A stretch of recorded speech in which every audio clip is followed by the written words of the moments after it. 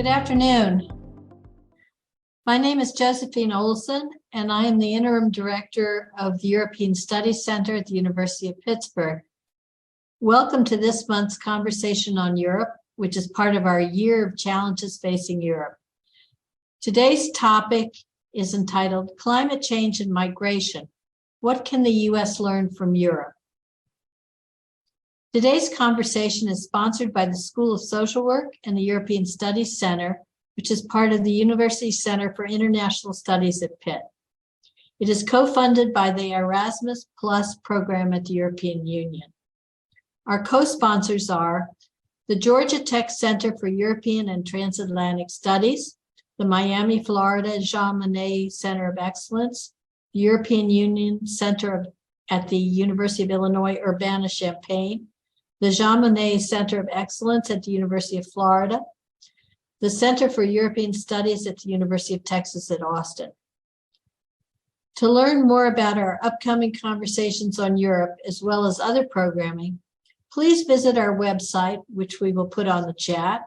Here you can also find recordings of past conversations and additional materials.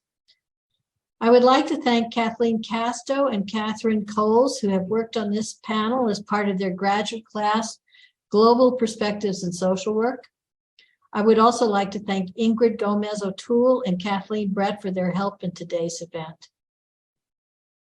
You will have the opportunity to ask questions during the panel. Feel free to post a question at any time during the discussion. We recommend that you use the Q&A rather than the chat. We will try to get to as many of your questions as we can. This conversation on Europe was organized by Mary Rauktis of the School of Social Work at the University of Pittsburgh. Now I would like to turn the program over to Professor Rauktis, who will introduce the panelists and moderate the discussion. Mary? Thanks, Joe. Well, good afternoon, everyone, or good evening, or good morning, depending on where you are. So today is International Social Work Day 2023. This is a day in which social work celebrates our global stretch, whether we are working with immigrants and refugees where we are in place, or if we are doing work in other places in the world. And it's very special to be able to participate today with our faculty here at Pitt and my colleagues from the University of Porto, where I did my Fulbright in 2017 and was able to work with Carla and Cosmin. In a world where too many people face inequality and injustice, social workers are agents for change, and it is a pleasure to be able to have this conversation today. I'll keep my remarks brief, but climate change-related migration is this umbrella term describing the spectrum of climate change and our relationship with how humans move within and across borders. Increasingly, as our climate changes, we are, in addition to worldwide conflict, we are seeing greater movement. And Europe has been at the forefront of this accelerating trend of global displacement. Last year, President Biden signed an executive order that for the first time, the United States government reported on the link between climate change and migration.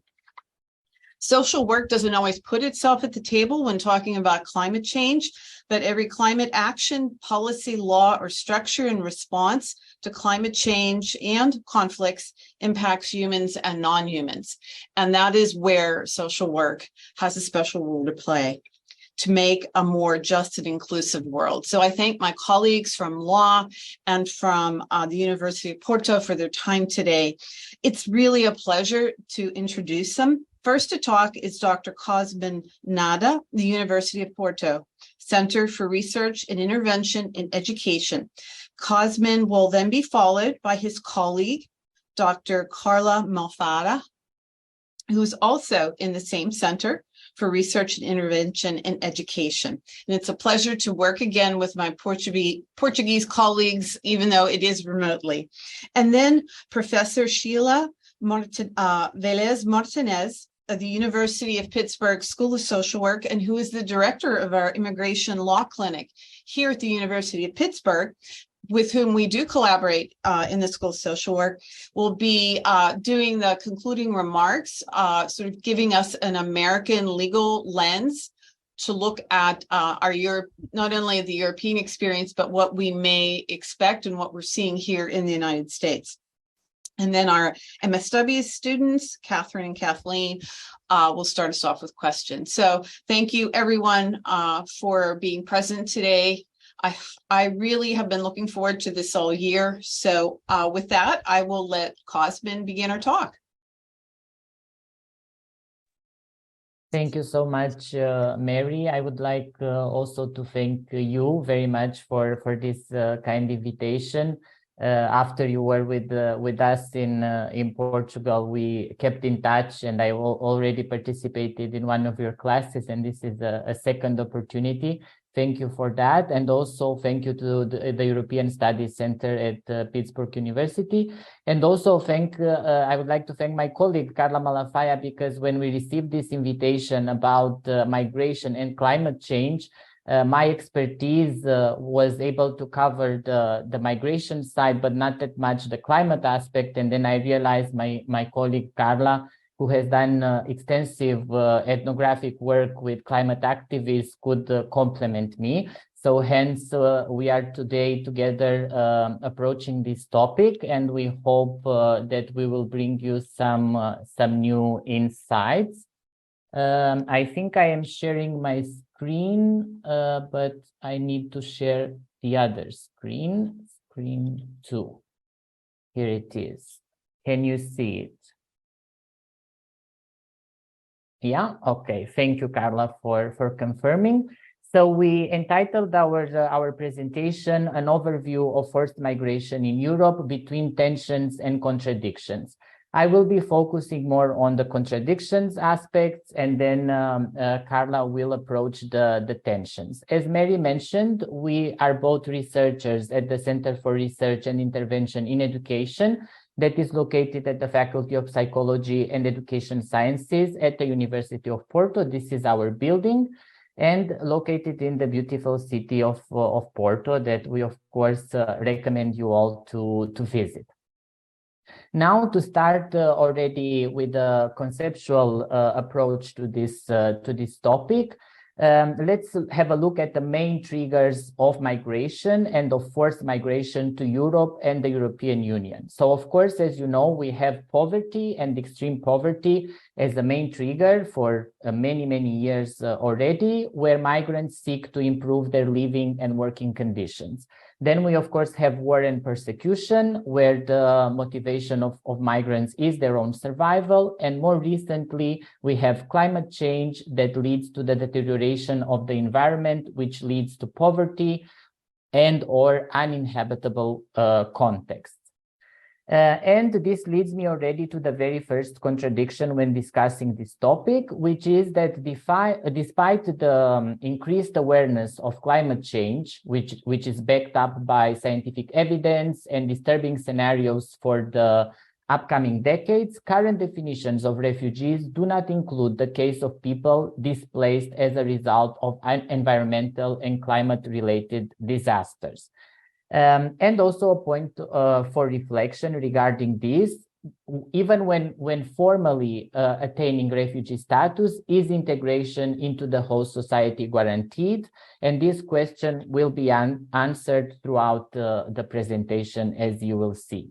So a little bit of context for you, since I imagine most of you come from the United States. In Europe, we have the Mediterranean Sea, which is a main entry point for refugees towards the south, where I drew a line, not very skilled visual line, but there you have it, where, you know, main entry points are Italy, Greece, eventually Spain.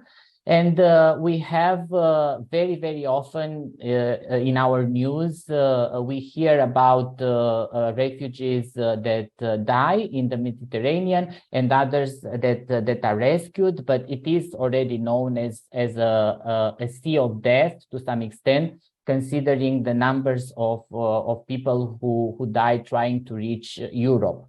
Then we can also see this type of news as this one that I selected here. Far right raises 50,000 pounds to target boats on refugee rescue missions in the Mediterranean. So 8 charities have saved more than 6,000 people from drowning this year. And now anti-Islam identitarians are crowdfunding to pay for vessels to chase them down. So this is already to give you a little bit a glimpse of the political and ideological implications of the refugee situation in Europe, which is very much dependent on the orientations and the visions that political parties and societies in Europe can have.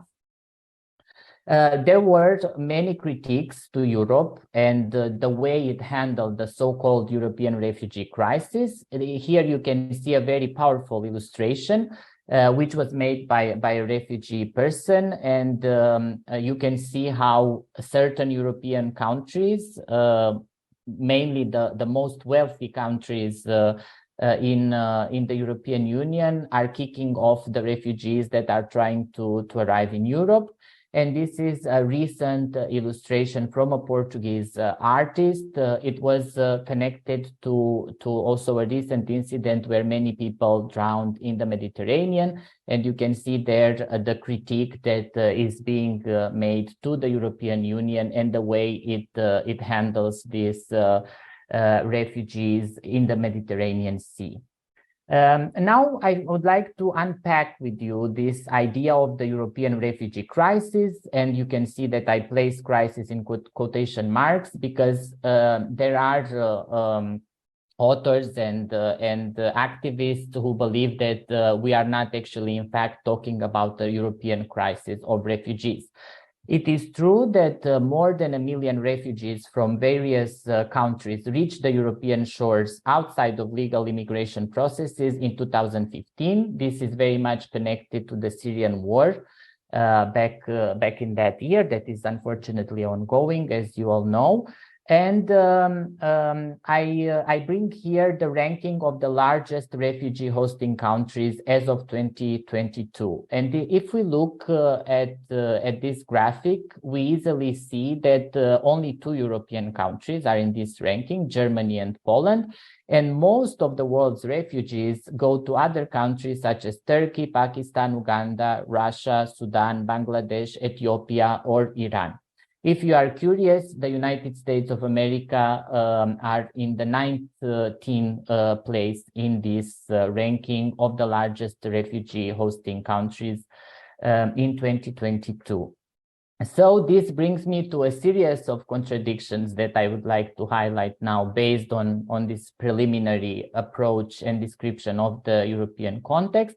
So European Union countries that have more resources and we like to believe more solid institutional structures capable to host refugees receive, in fact, a small percentage of the world's refugees when compared to other countries and still perceive this as a refugee crisis.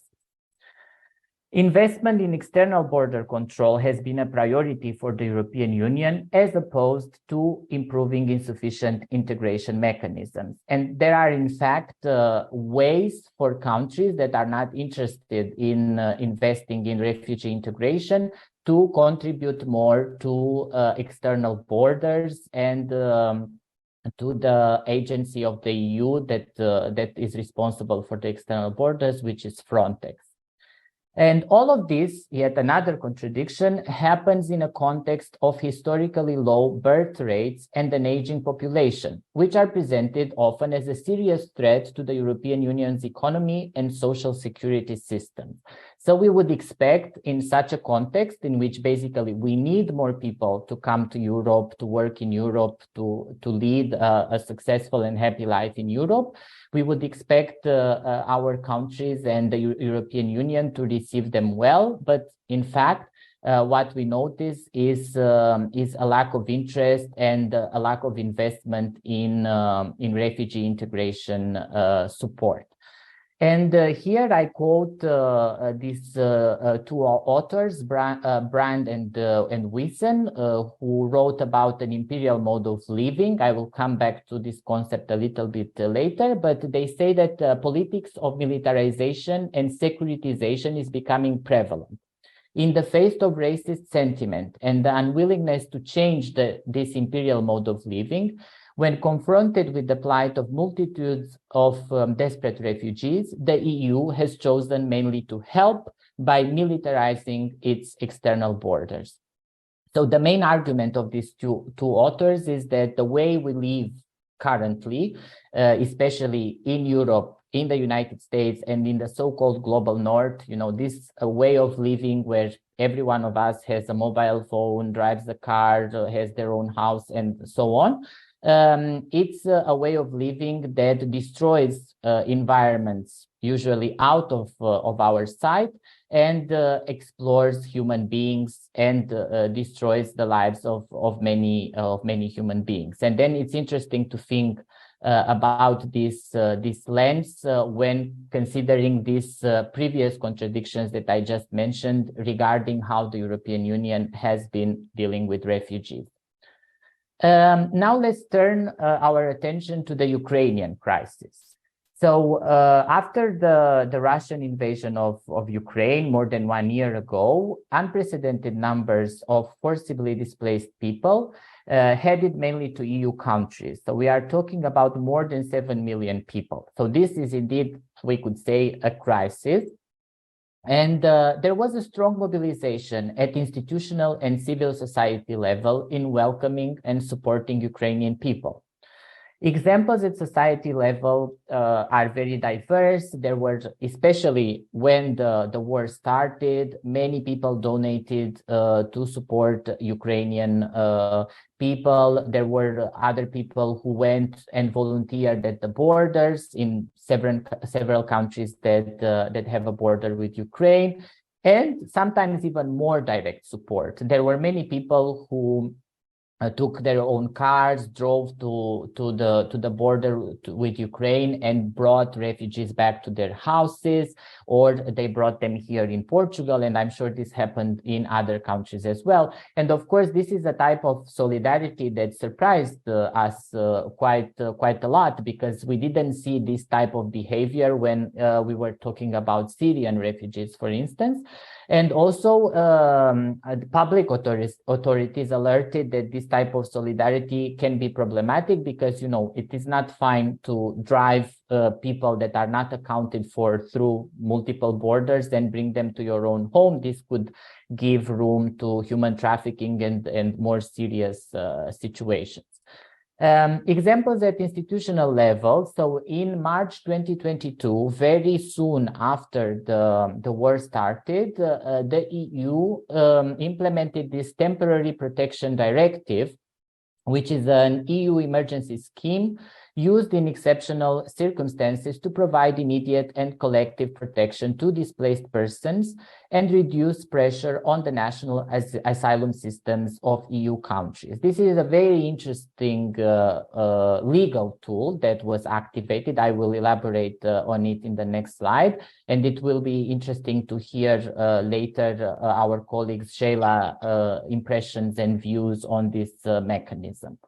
Of course, as I was telling you, the response to the Ukrainian crisis was radically different from the previous waves of refugees and displaced people that we had in Europe, and it was certainly moved by an Eurocentric identity and by racist assumptions, because again, Ukrainian people are usually blonde, blue-eyed, they have similar cultural references and also similar religion. They are not Muslim to start with. So there was here a huge difference in the way different refugees were dealt with, and especially in this case when the refugee or displaced person was actually seen as European. Going back to this EU temporary protection for displaced persons that I was telling you about, this is something that was activated only for people from Ukraine. So it doesn't allow to any other refugees from other contexts to access the same rights in the same way. So it is a special measure for the Ukrainian situations. And this, in theory, allows displaced people from Ukraine to have residency rights, to have access to the labor market, access to housing, social welfare assistance, medical assistance, and for children and teenagers, legal guardianship and access to education. So this is a very, very relevant, very good measure that was implemented, but unfortunately, perhaps it is not working in practice as much or as good as we would like it to work. And I'm going to elaborate on that later. Now, I would like to also show you what was done in education, and I have been involved in many initiatives at the European Commission level in this area. So first, as a response to the Ukrainian crisis, we understood that it is important to map and disseminate relevant practices stemming from schools and projects working with migrant and refugee children. And we have the European platform, European Toolkit for Schools, which is a platform that brings together relevant, promising practices in education. So, for instance, we focused on what works in welcoming refugees in European classrooms to support teachers and schools that were dealing with the big influx of Ukrainian children. Peer learning activities were also organized, as for instance, on effective school and community responses to refugee learner psychosocial needs and language learning support in education for the inclusion of children with a migrant background.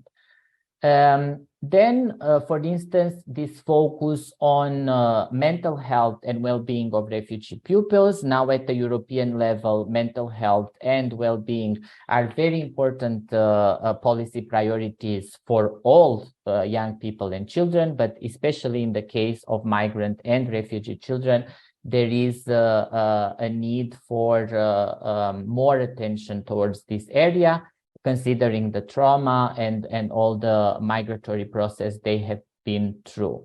Then regarding language, a NESET report was also prepared. NESET is a network of experts working on the social dimension of education and training, and this report focused specifically on education interventions to support migrant and displaced children in their language learning needs. Webinars were organized as well, many webinars also for teachers and other relevant educational actors. This is an example from a webinar that we did on the 6th of May last year, entitled Welcoming Newly Arrived Refugees in the Classroom. And finally, staff working document was prepared by the Commission, containing considerations, key principles, and practices for the school year of 2022-2023. So to support schools and educational actors in the inclusion of displaced children from Ukraine. Now, if we reflect, so you saw that quite a lot was done, let's say, at the legal level and the educational level, that is the one that I know better. Quite a lot was done regarding the Ukrainian crisis. So now we can reflect a little bit about the lessons learned from this crisis. So I would say that if we turn a blind eye to the obvious differences between the way Ukrainian displaced people were perceived as opposed to non-Europeans in similar situations, as for instance, the Syrian refugees that I mentioned before, and the discriminatory and racist assumptions therein, the case of Ukrainian people had the potential of becoming a textbook example of how Europe should deal with refugees. We know, I would say by now, that that was not the case. And even in a context marked by solidarity, good intentions, and even political will, a significant part of the mobilization and concrete support given to Ukrainian people seems to have come from civil society and not from states and their institutions. It's very interesting to see that thinking about these cultural and racist assumptions that I mentioned, even conservative and far-right groups didn't oppose the integration of Ukrainian refugees in Portugal, and I believe in other countries as well. They had a very mild discourse, As you know, when refugees are a topic, usually these conservative and far-right groups have very extremist views. But again, these were European refugees, so the discourses were a little bit different. The incapacity of European states and their institutions to guarantee the rights foreseen in the law became obvious. And here I will draw mainly on a Portuguese documentary of 40-50 minutes that I saw recently, and it clearly shows the failure of public institutions to ensure the rights that they committed to. Of course, in terms of what was done in other countries, I have some experience also from Romania and some knowledge from Romania, which is my home country. And of course, being involved in European in work at European level on this topic, I believe the situation is a little bit similar in other countries. So if you look at the issues, for instance, at the level of the access to labor market, access to housing, social welfare assistance, medical assistance, access to education, and not only access, but I would say quality education that has to be adapted to students' specific needs. In this documentary that I mentioned, there were cases of Ukrainian refugees in Portugal that accessed the labor market, not because the employment center or the public institutions managed to recommend jobs for these refugees, but because civil society, an acquaintance, a friend, indicated them a job. So most of the times it was the civil society who replied and once again took action. Regarding housing, the same happened. There was this initial wave of solidarity when people welcomed Ukrainian refugees into their houses. Other people had secondary properties, and they allowed Ukrainian refugees to use them. But at the local municipality, public institution level, access to housing was a big issue. So again, civil society answered to this need. Regarding social welfare, refugees in Europe, according to these laws and these common agreements, have the right of receiving money to support them in their adaptation into the host country. It is always about very modest amounts that we are talking, so not enough to live in Portugal. Portugal, you might not know, but it has become very, very expensive in the last 6 to 10 years, let's say. And there was a case in this documentary of a Ukrainian woman who was waiting for such a long time for this social money to arrive to her into her bank account that at a certain point she decided to return to Ukraine, even though the war is not over. She said, okay, I think I prefer to go back with my child and be more close to my husband who is working on the front. And she returned to Ukraine, and she only received the money corresponding to the several months that she lived in Portugal, months after she returned to Ukraine. Because of bureaucratic and other issues, the money never arrived to her when it was useful when she was in Portugal. In terms of medical assistance, there are issues according to an NGO working with Ukrainian people in Portugal. There are issues at the level of language. So even though the law says clearly that Ukrainian people can access medical services in Portugal in the public system anytime, the lack of translators hinders many of them to have access to the health care that they need. Regarding education, in the same documentary, it was mentioned by a school teacher, that the biggest difficulty of Ukrainian pupils in Portugal is the language barrier. And he, in fact, framed it like this, as I'm going to say now: it is the handicap that these students bring. So these teachers saw the inability of Ukrainian displaced children to speak Portuguese as a handicap in the Portuguese educational system. And I believe this tells us a lot about how we see refugee integration in Europe. And of course, the measures that I showed before, what was done in education, could certainly contribute to changing mindsets and changing the situation. But the fact is that many educational agents and social workers as well could be often have biased or not very informed perceptions about migrants and refugees.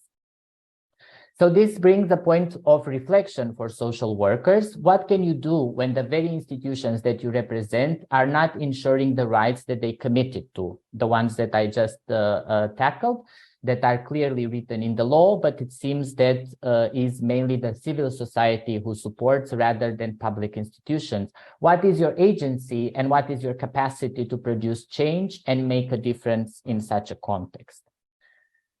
And now to give the floor to my colleague Carla, I will just make a short reference to this imperial mode of living and read two contributions from these authors. So climate change provides justification for Europe's fortress policy. If the environment becomes a question of national security, if it is the global south on whom the environment plays prank, and if the South, moreover, sinks into such chaos that future political stability and economic development as nation seems unthinkable, then the global North must ostensibly concentrate on defending the achievements of its civilization. Of course, here the authors are being sarcastic because we know how European civilization was built on. However, human beings are not simply driven to flee their homes by the scarcity of natural resources and by climate change. Rather, it is unjust social relations, unequal access to land, water, and the means of production that make resources scarce and turn climate change into an existential threat. And here is very important to think about social inequalities when we discuss climate change issues. I am 30 seconds late, so I will still read this last excerpt because I think it's very important and it gives Carla necessary information to continue. So it is important to understand this ecological crisis and violent conflicts in all their complexity. Behind the conflicts of hostile ethnic groups in Congo lies the global North's demand for coltan ore, a necessary material for the production of mobile phones and laptops. And then further ahead, they say that the cause of the migration of small-scale African farmers to Europe, which is often branded illegal because the reasons for their flight are not recognized by authorities, it actually happens because the agricultural processes are highly subsidized by Europe precisely, and then they destroy the markets there and the farmers' ability to earn an income. So it's also important to think about Europe and potentially United States and other countries as a context that cause often the environmental destruction and the problems that happen in other countries, in other contexts, on other continents. And then when the refugees resulting from these processes arrive at their doors, we've seen how they are welcomed. So now, Carla, sorry, I'm 2 minutes beyond my time. Thank you so much, Cosmin, for your talk and also for these transitional slides and discussion. So, well, when it comes to the displacement caused by climate change, it is worth to pay attention, first of all, to what numbers tell us. So in 2020, 30.7 million people were displaced due to different natural disasters. It is very difficult to estimate the actual number of people that moved because of the impacts of climate change, because people's migration decisions are triggered by a range of contextual factors, as we will discuss next. Nevertheless, and despite this fuzziness, the Internal Displacement Monitoring Center states that approximately 2,083 million people were displaced because of climatic disasters across the globe, as shown in the table 1 in the slide. So this number represents almost 89% of the total disaster-induced displacement that occurred during this time frame. So it is assumed that the number of climate displaced people is likely to increase in future, and climate change could permanently displace nearly 1 billion people by 2050. So available data also show that the largest number of people displaced by extreme weather events are recorded in East and South Asia and Pacific, followed by sub-Saharan Africa. So next slide, please. As we saw by the numbers I just presented, it is not only difficult to pinpoint climate-related disasters as the main and critical driver of migration, but also climate-related disasters and geophysical disasters are very much related. So what systematic literature reviews on this topic tell us is that there is still much to know on climate migration and this nexus between climate and migration. So there are important research gaps to be filled. For instance, little is known about the livelihood outcomes of climate migrants in their international destination and their impacts on host communities.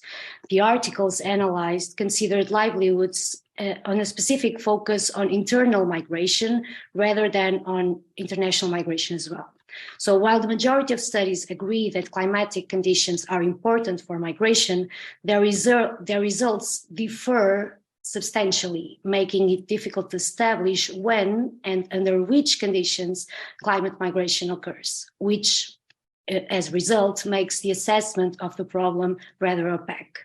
So as the threats of climate change are getting increasingly severe, as we all know, there is a need to a growing and an in-depth understanding of the range of potential impacts on host communities. And also there is a lack of more solution and policy-oriented research involving different stakeholders, including researchers from the Global South and representatives of communities directly affected by climate change. Next. So what is hampering a comprehensive tackling of the problem of climate migration? On the one hand, the lack of extensive and in-depth research on the topic, as I said, but also a baseline on the relationship between climate and migration, which is something that is really difficult, as I will say in the next slide. So this is a relationship that appears to be quite fuzzy. It's difficult to both spell out and to disentangle. Indeed, people who move because of climate-driven phenomena are described in a range of ways, including climate migrants, climate refugees, climate exiles, or climate displaced people. Even though this seems a minor terminology aspect, academic and political assessments have shown that the lack of clarity contributes to reduce the visibility of issues related to climate-induced migration. Many people argue that the lack of a definitional consensus obstructs the international organization and international cooperation that are necessary to put the appropriate legal and material infrastructures in place.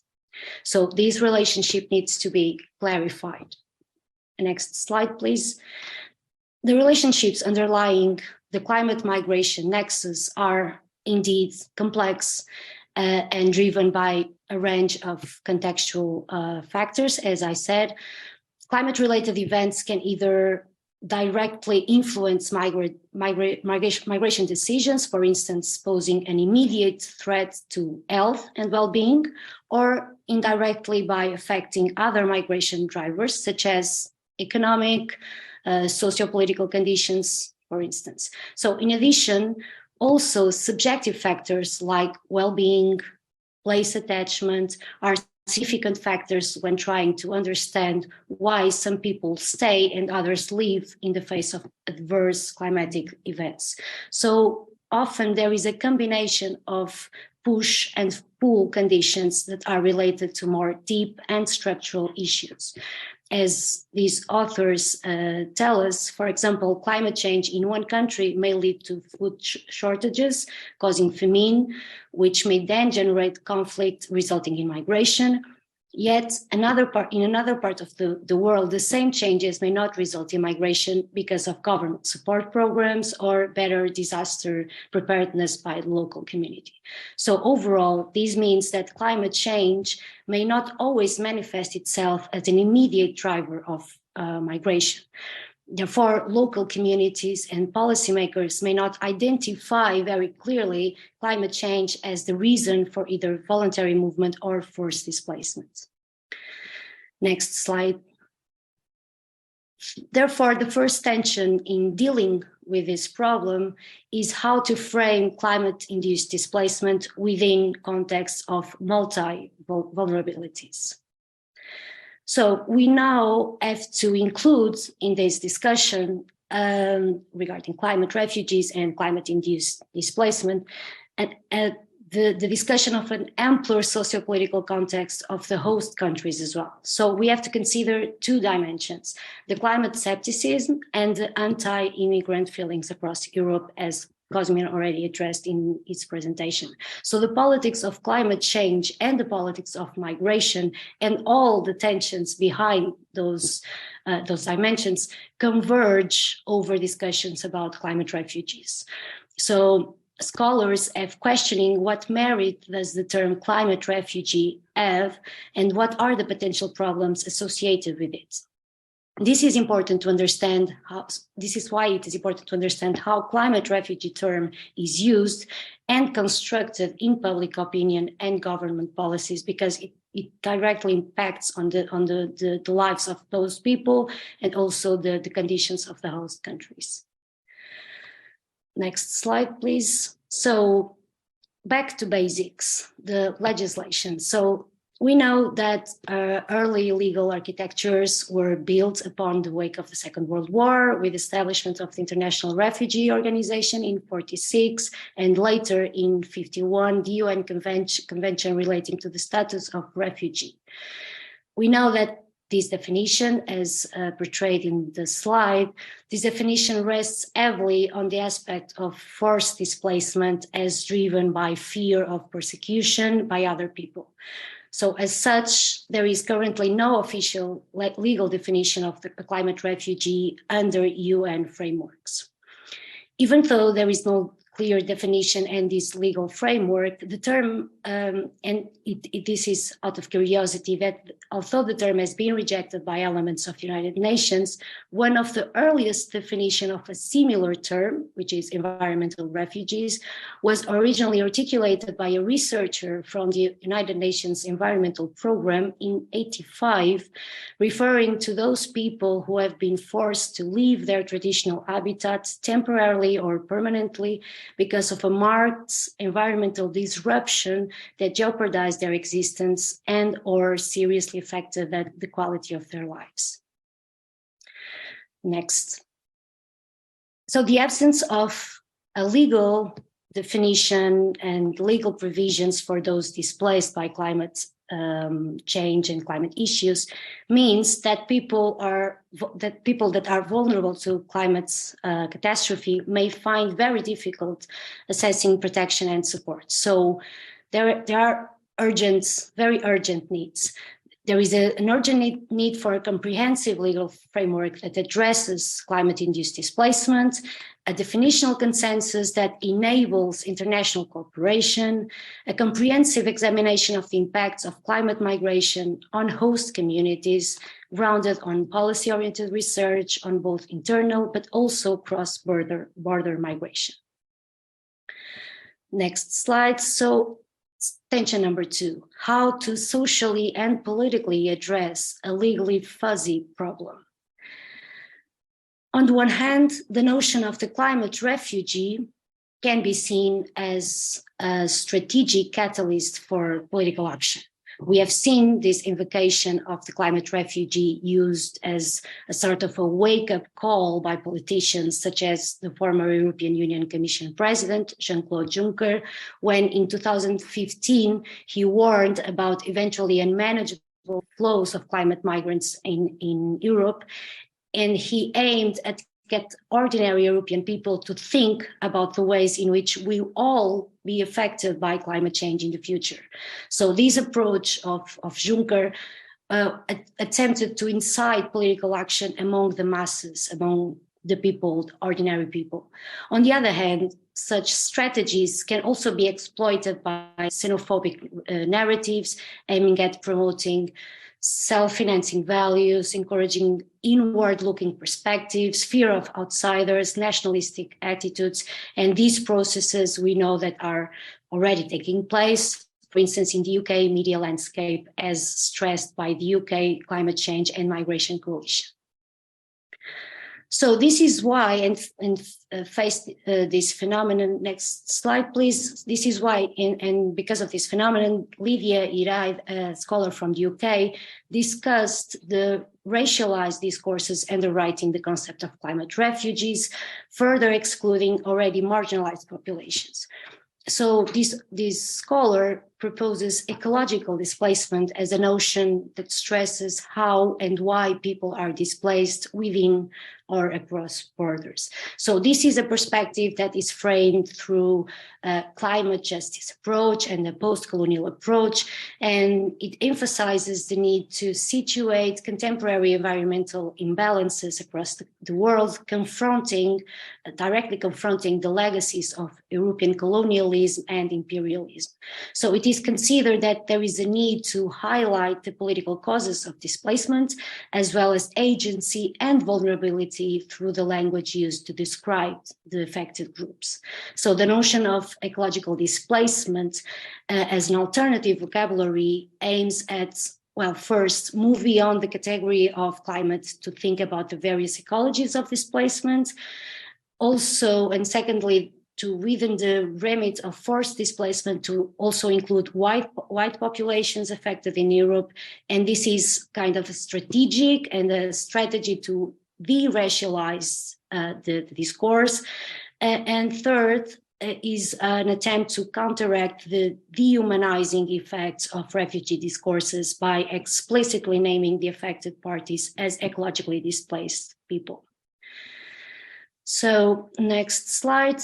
As already stressed, and as I said before, all the conceptual and legal fuzziness of the climate-induced migration brings about concrete consequences, of course, to the displaced people. Difficulty in acquiring humanitarian visas, international protection, and also, as I already referred, processes of discrimination, including their exclusion of decision-making processes that directly affects their lives in host countries. In the next slide, I bring a concrete example of the legal entanglement that characterizes the process of receiving climate migrants. So in order to make these more concrete, I bring evidence from a European case study focused on the role of disasters, such as droughts or floods, in asylum procedures in Austria, in which almost 700 asylum procedures were analyzed for this study. So we see the claimants and then the court's statements. Claimants repeatedly described how the disaster situation was affecting them and was affecting their families. For example, we can see a Somalian claimant stating that when the family needs water, there is no running water because of the shortages. A claimant from Afghanistan describes how he or she lost everything in a flood. A Somalian person makes an impressive testimony about the father committing suicide after the animals died as consequence of the drought. And the claimant from Pakistan mentioned the Taliban and how they were particularly active in flooded areas. So making this important link between climate change and social and political conflict. Then on the right side, we have the responses of the Austrian courts, and I only brought two examples that illustrate the limitations of the legal lens in coming to terms to these situations. So the court considered that the reference to a drought is too vague, with no proofs about the existence of a real threat. And about the flood in Pakistan, for instance, the court came to consider that now that the floods have receded, the complainant and his family were able, despite the material situations, to cope with their lives. Next slide. On a more positive note, there are examples of legal success, even though there are few. So this is the case of Ioan Titiota, who applied for asylum in New Zealand, arguing that the effects of climate change on his island forced the citizens out. So As in the cases of the Austrian court that I just mentioned, in the case of the High Court also denied and deported him along with his family and children. The High Court found that the impact of climate change did not qualify the applicant for refugee status because the applicant was not subjected to persecution. Therefore, UNHCR filed a complaint to the UN Human Rights Committee stating that New Zealand violated his right to life under the International Covenant on Civil and Political Rights. And then he won. The committee reasoned that climate change-induced harm can occur both through sudden onset events such as flooding and slow onset processes such as sea level rise.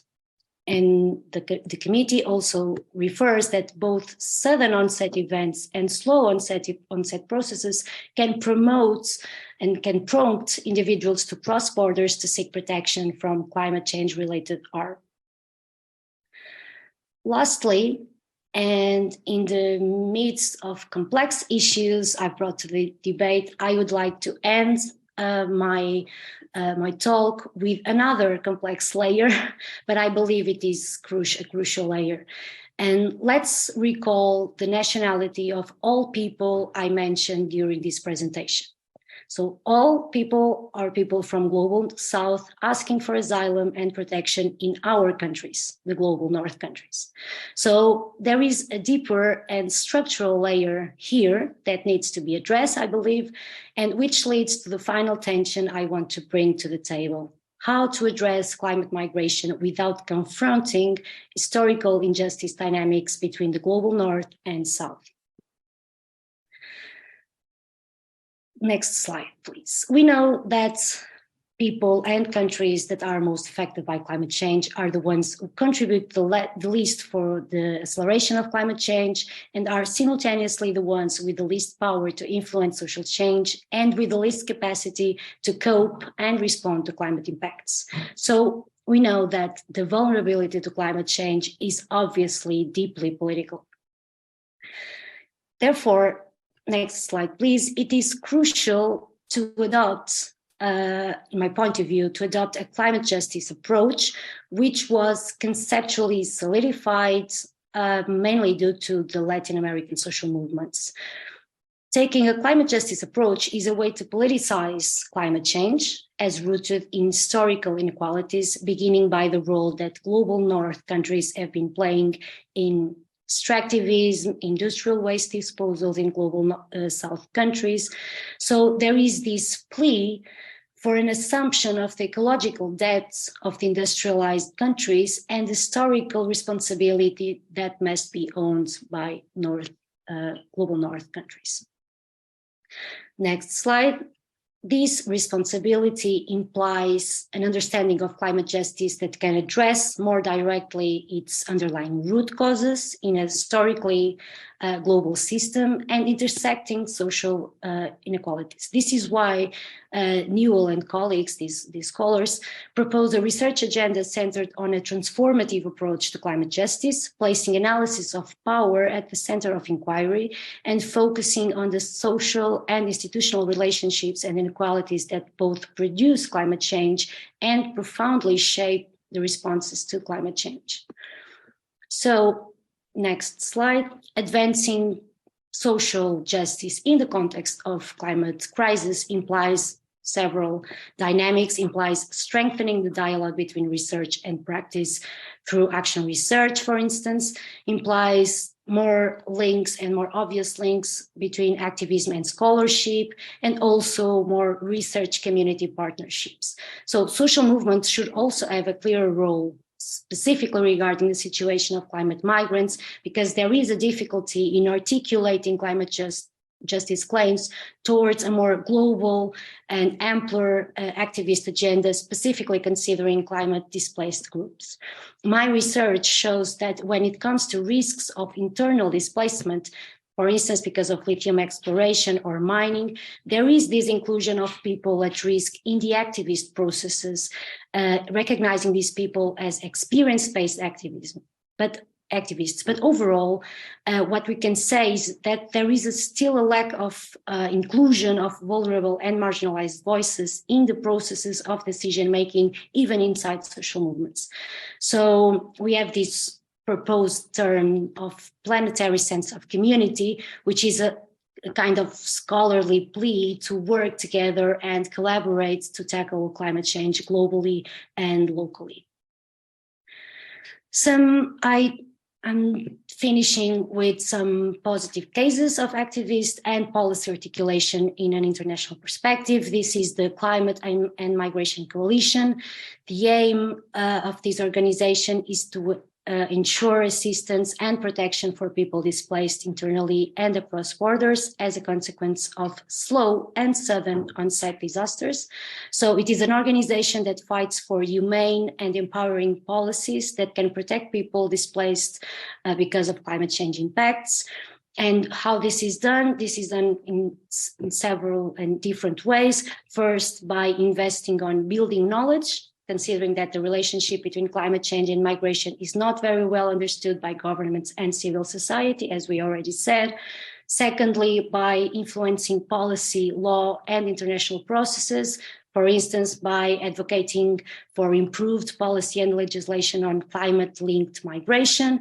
And third, by raising the conversation as we are doing right now. So raising the conversation and centering the rights and welfare of people who move, who are displaced. So focusing, and in this kind of this organization in particular is interesting because they focus on the testimonies and stories of real people who are already moving because of the climate change impact. So they are trying to center their voices in these debates.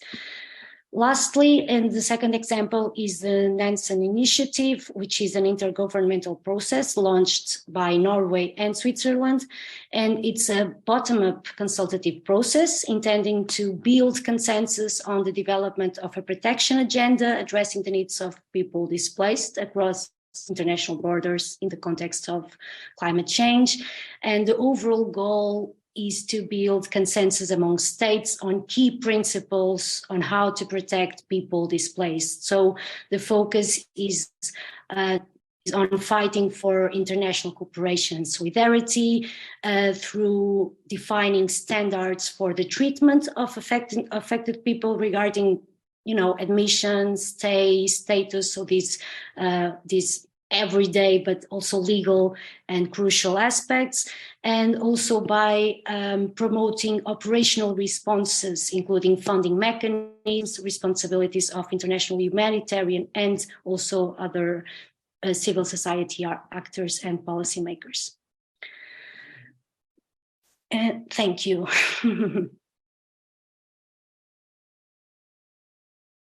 I hope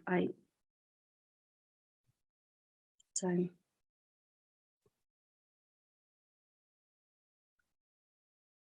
Wow, that was just brilliant. Thank you both so much. Now we are actually going to ask Professor Velez Martinez to kind of give us her perspective on this from the American legal perspective. Lots to think about. Like I said, I'm just, that was just really, amazing. So thank you very much. Dr. Sheila. Thank you so much for having me here and for the panelists for their very engaging and interesting presentation. So as we had discussed, I am going to try to answer and comment on some of the presentations, but also answer kind of the question that was posed to us of what can the US learn from the European experience, right? And from the European Union.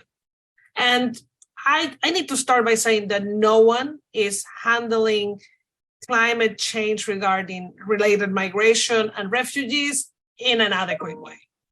Like no one is doing a great job. The way that all important actors, state actors are engaging with this is not a way that is conducive to protecting the lives of vulnerable communities. So that's just start by saying that no one is doing a great job.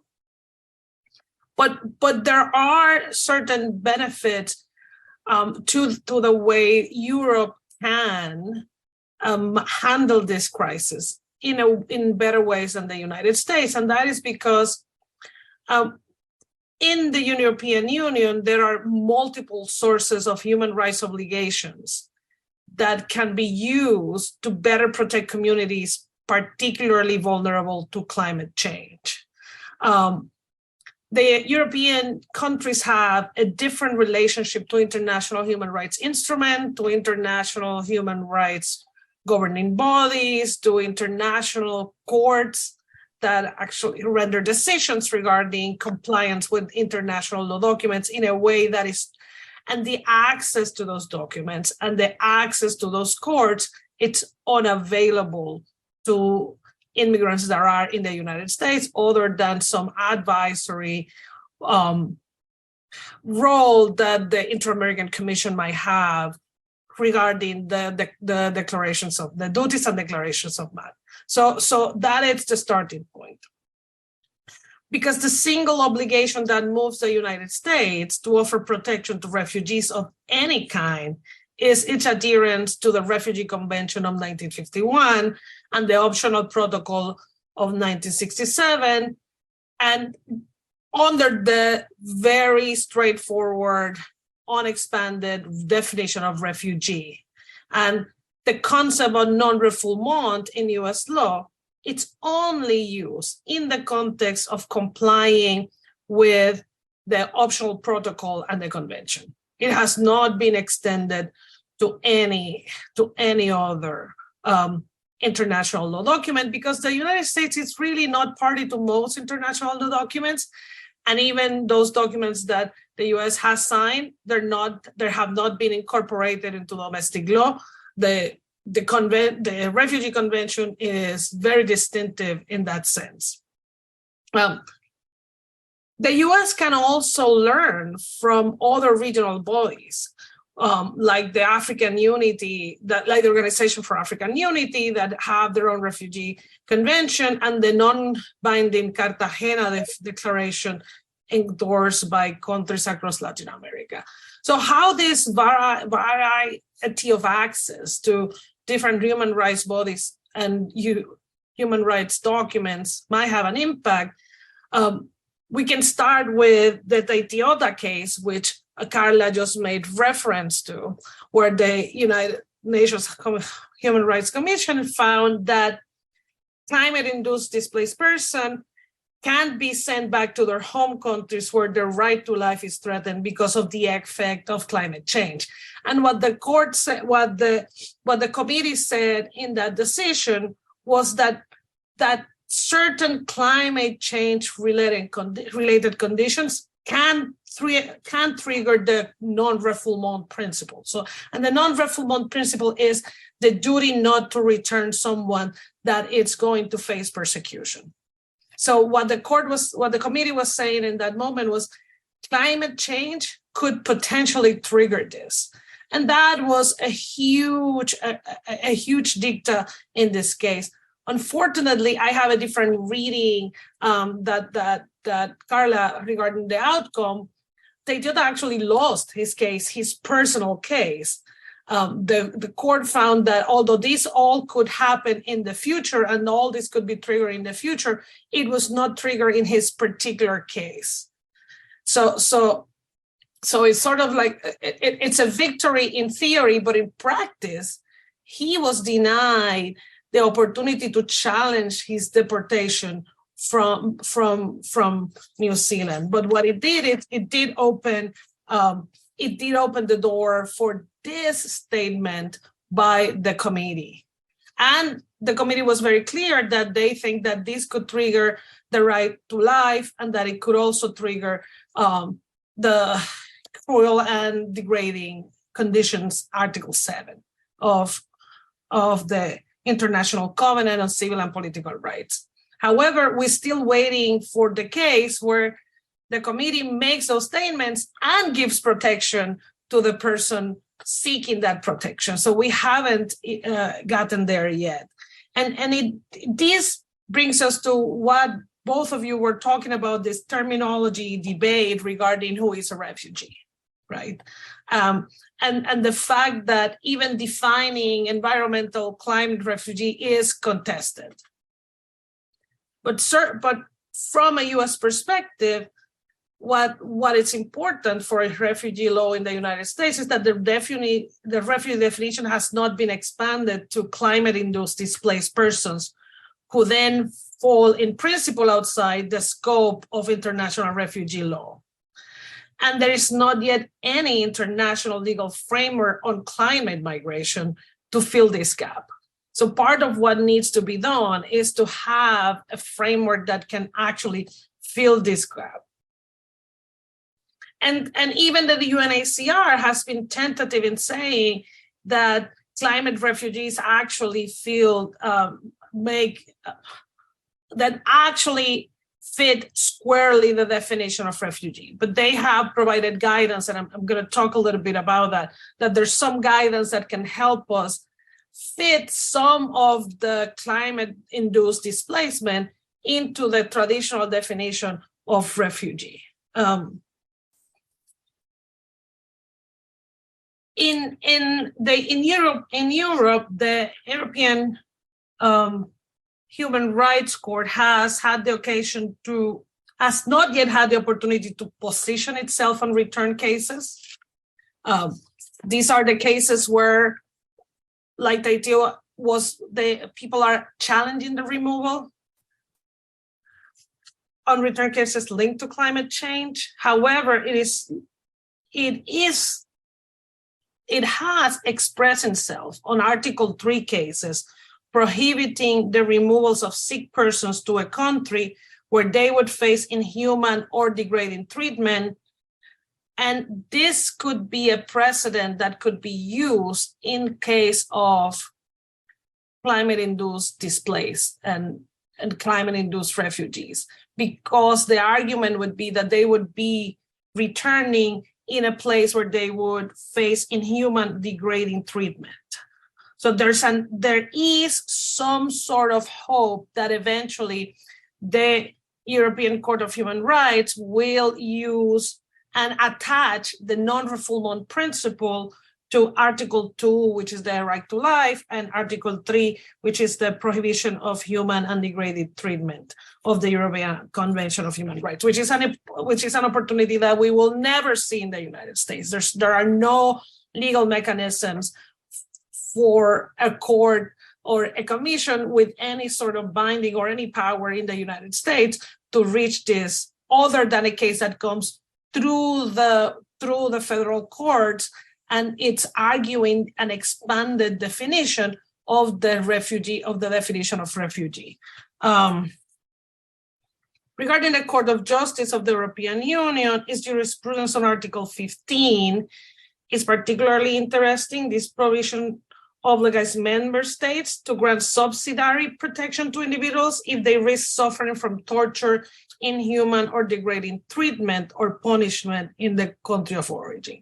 So it's the ability to make an argument that being forced to return to a place that is devastated by climate change constitute inhuman or degrading treatment. The controversy here is who's the actor, right? In terms of, is it a climate change? The challenge would be in litigation to place responsibility on the state also as an actor, as the perpetrator of the policies that, and that makes me think of places like the Aral Sea, right, where there was a clear, there's a clear state action there. So even though neither the court nor the commission has ever dealt with cases concerning return, I think that there is hope that there is an opportunity there for both institutions to deal with this in a form that will attach the principle of non-refoulement to some of the articles of their conventions. Many developing countries have urged the EU to grant climate migrant refugee status. This is not happening. It has not happening. the EU has chosen to address the root causes of this migration, advocating for Green Deal initiatives, giving more money, putting barriers in the journey of migrants to the European Union, which is consistent with the approach that the United States currently has in treating climate displaced migrants, refugees. And it's to treat it as a national security concern and a national interest concern. So on February 9, 2021, President Biden signed executive order rebuilding and enhancing programs to resettle refugees. And basically what it asked was the National Security Advisor on an opinion and a report regarding the impact that climate change had on migration and what impact it would have in the United States. So the report came out later that year with an overview of how this is in the main interest of the United States, the amount of people that might be migrating, how this opens the door for Russia and China to play an important role in international development issues by intervening where there are climate concerns and climate migration. The report further recognizes that existing legal instruments to protect displaced individuals are limited and they do not actually effectively protect anyone.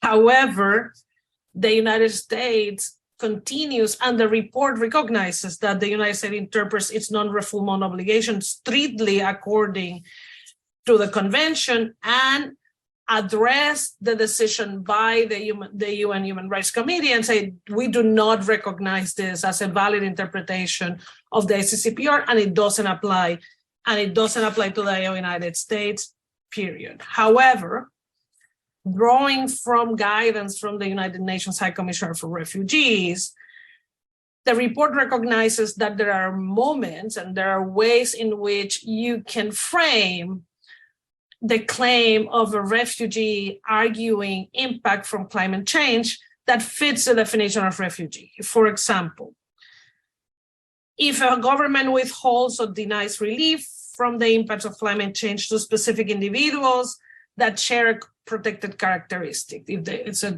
it's political opinion, race, nationality, membership in a particular social group, such like gender, all LGBTQ status. Similarly, adverse impacts of climate change may affect whether an individual has a viable relocation alternative within their country of territory. For example, is this an indigenous population or a minority ethnic group that is not allowed to relocate within the country? Think about Rohingyas, for example, that are not allowed to freely move in their country or to relocate if they need be. We've had cases of climate activists and environmental defenders that have been persecuted. So that is another way in which the refugee definition can be used in migrant and climate change related cases. And like I said, ethnic groups, tribal groups, native communities that are being displaced in a particular way and affected intentionally by state actors and intentionally being exposed to harsher effects of climate change. So that is one way that the US can address this, right? Expanding and allowing a definition of refugee to include examples, like I said.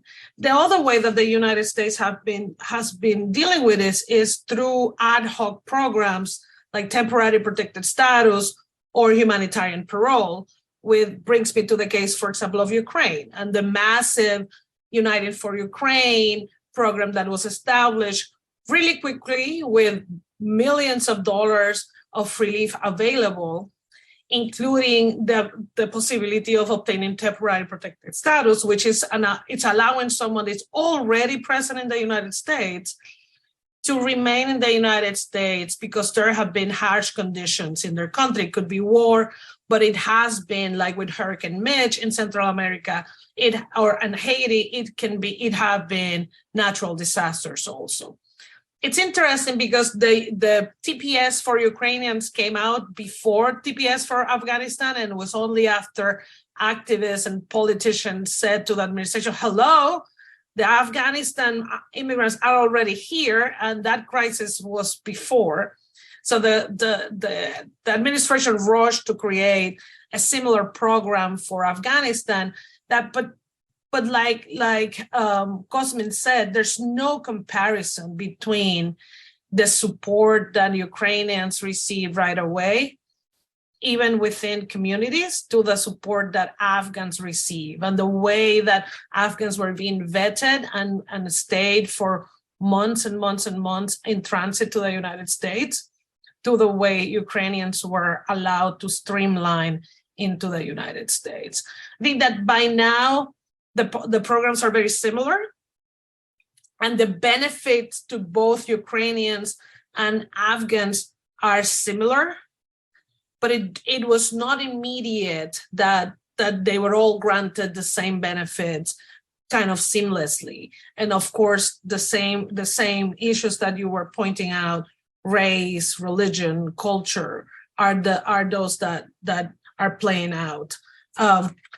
The US, and I think this is so hypocritical, it's calling on Latin America, Africa, and other regions to strengthen their own international human rights bodies, so there could be protections within those countries without the United States itself submitting to international human rights instruments or obligations. And lastly, like the European Union, the United States has started funding policies and programs abroad to mitigate the consequences of climate change and the effects of climate change, to try to stall the upcoming migratory wave that they know that the government knows that it's inevitable due to climate change. But none of this possible.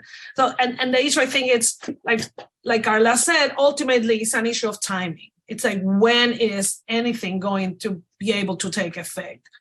Because time operates against the refugees always. So in the Human Rights Commission case, it was too early, right? And the plaintiff couldn't win, the claimant couldn't win because it was too early. Kiribati was not yet completely underwater. So it was too early for him to get relief, but then for millions of other refugees that are already in dire flood situations or drought situations, like the cases that you were mentioning, it's too late because they have been able to somewhat adapt to living under horrible circumstances. So because they didn't die, they can be refugees. So it's really a catch-22 or really like an impossible problem. Thank you.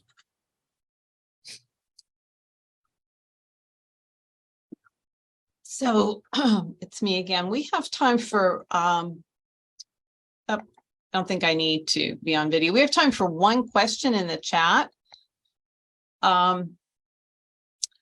If you can see it, what can Europe and the global North learn from the global South and people about handling climate change catastrophe? There is enormous potential, especially when considering the fact that many indigenous people in different regions of the world have been displaced from their territories for so long, either directly or indirectly related to ecological disasters.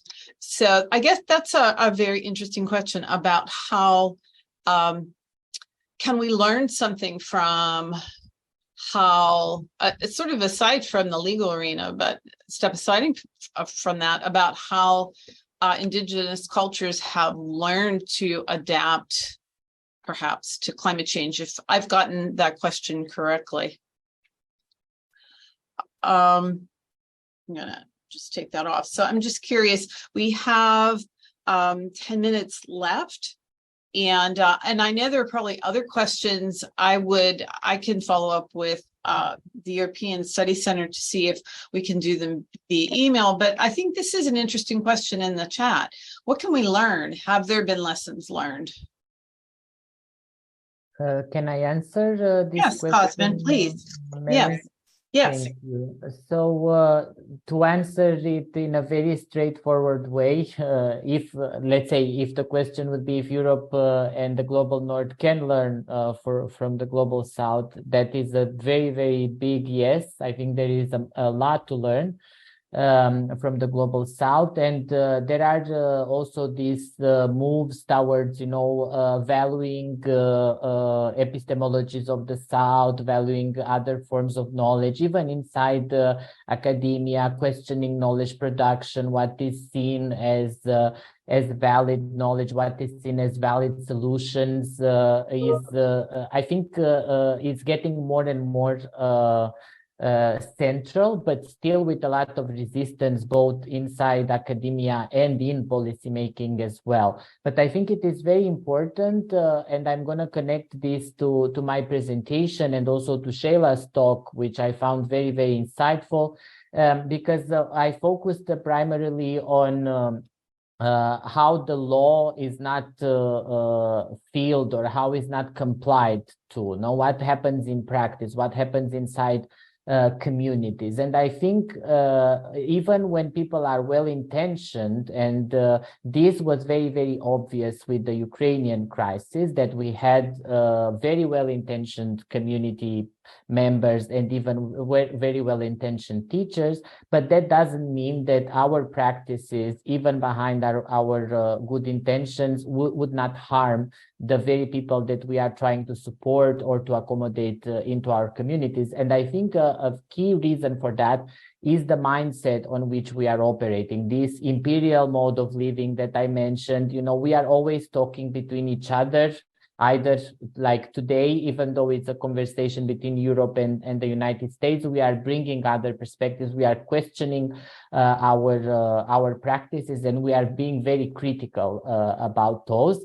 So I feel that if we would communicate and engage in conversations more often with knowledge from indigenous communities and from the global South, that would help us to reach other understandings and to actually be able to tackle these complex phenomena in a better way.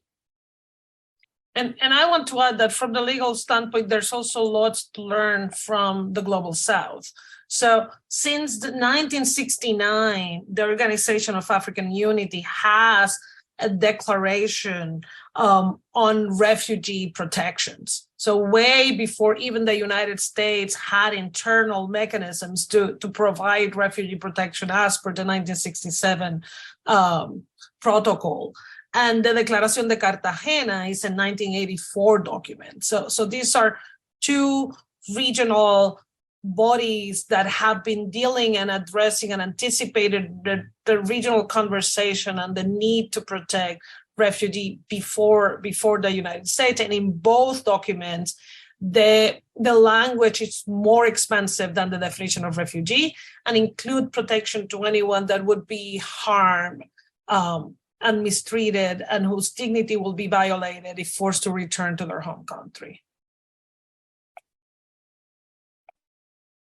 Can I just add a few words as well? Yes, Carla, please.